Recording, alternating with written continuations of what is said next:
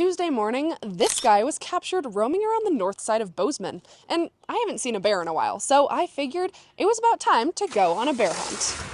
My cameraman and I hopped in a news car and headed straight to the last place this bear was seen. But when we got there, no bear. We drove around, I thought I saw something, but it was just a deer.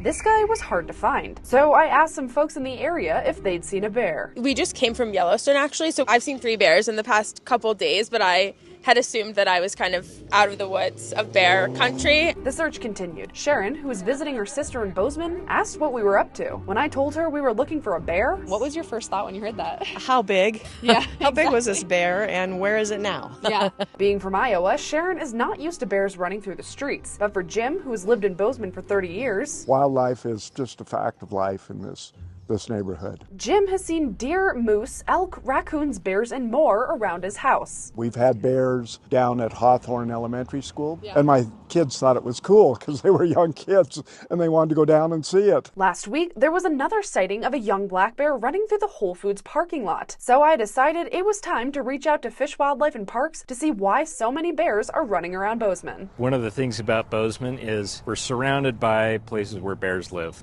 FWP tells me, as cool as it is to see these bears, What gets concerning is when bears latch on to finding food in places where people live.